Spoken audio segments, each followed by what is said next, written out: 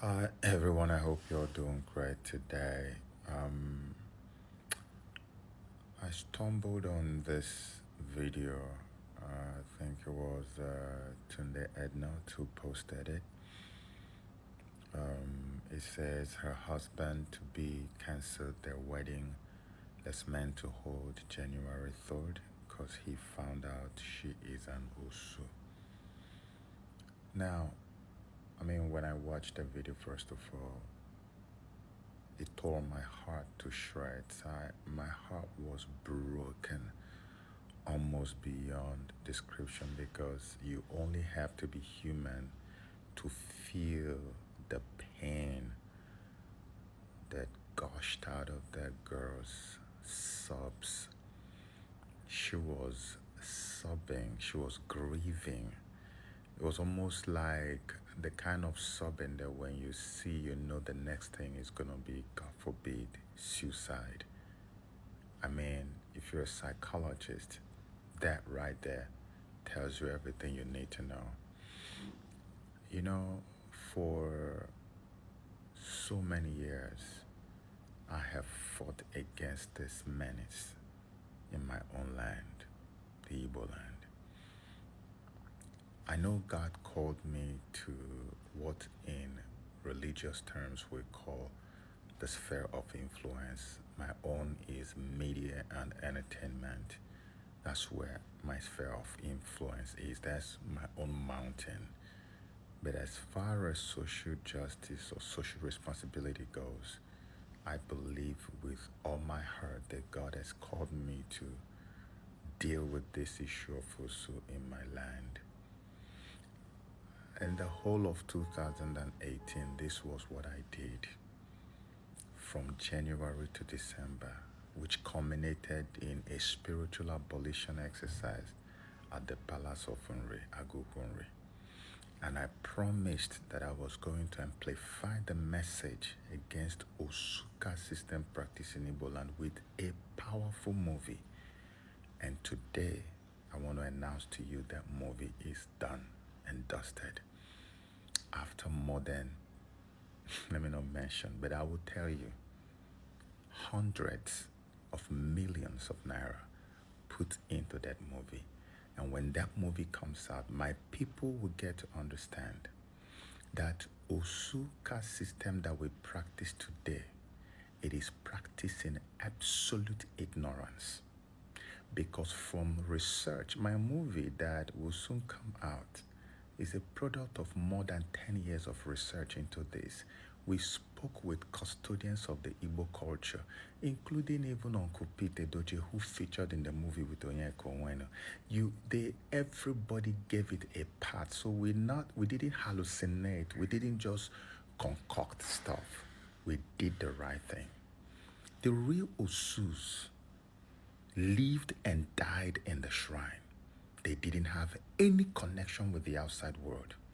The Osu that we are looking at today are people who ran into the shrines, allegedly, because they were running away from slave masters.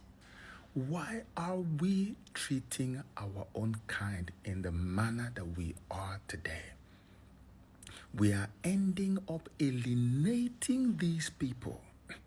I have said it during my campaign more than I can't even remember now how many times, that the greatest cause of suicide or suicide cases amongst Igbos as of today is this particular thing called the OSU Caste system. It accounts for the largest number of suicide cases recorded amongst Igbo people today. And we're still practicing it. When you tell people in the open, they will say, no, that thing was then. It doesn't happen anymore. It happens now more than it has happened before. Thank God for the abolition exercise and the PR that we have mounted against this thing. Many communities in Igbo land are now beginning to wake up to the reality that this thing is we stabbing our own selves in the back, pointing the gun to our own heads, destroying our own destinies and future generation. Dog eating dog. Why? How long are we going to do this? You claim that if you marry Osu, you will have misfortune. You claim that if you marry Osu, you will have untimely death. You claim that if you marry Osu, things will not go well for you. Why do you then find it okay to sleep with Osu and you still prosper? So sleeping with Osu is fine, but marrying them is where the problem is. Why is it that the same Osu will go and marry someone from outside of Igbo land and they prosper ever so greatly?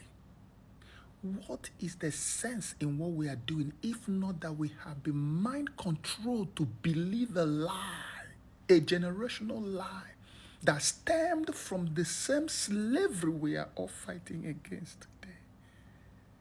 I have done the research for you. I have been on radio, I have been on TV, channels, Arise, mention any media house in this country that has not covered my journey to abolish this evil.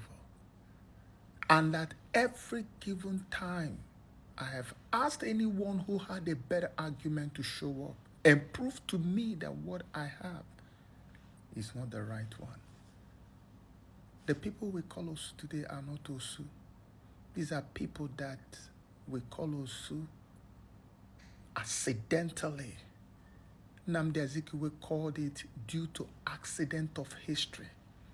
It is most uncharitable to look at another man and treat them the way we are treating them by the label Osu. Nnamdi Azikiwe. This thing was outlawed in the 1950s. Our people still refuse. We have multiple nations amalgamated in Nigeria, including the Igbo nation, the Yoruba nation, the Northerners.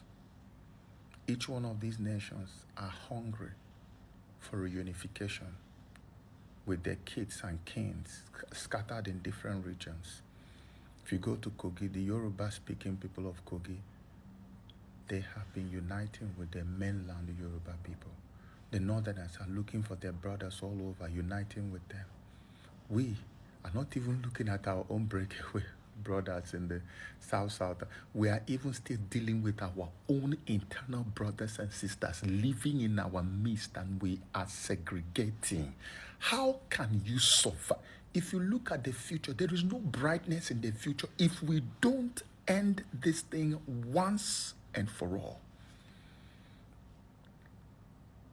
That's why a lot of sensitization needs to be done. That's why I put in more than 200 million, let me say it, more than 200 million in Naira to make a movie. I'm not making this up. It's a massive movie. It took 2 years plus to make. It's done. I'm not saying we are still in post. It's done, completely done.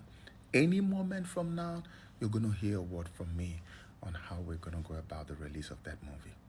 And when it comes out, many of you who do not know where OSU came from will finally get to know where OSU Caste system came from and what it really is all about. If you ask this young man now, who has just broken the heart of this young woman, what is OSU? Where did it come from? Why are you practicing it? He will never, I can tell you, he will not be able to tell you why he's doing it. It's just because it's a tradition. I was born, I woke up, I met it, and so I have to do it. And in Igbo land, it's a tradition.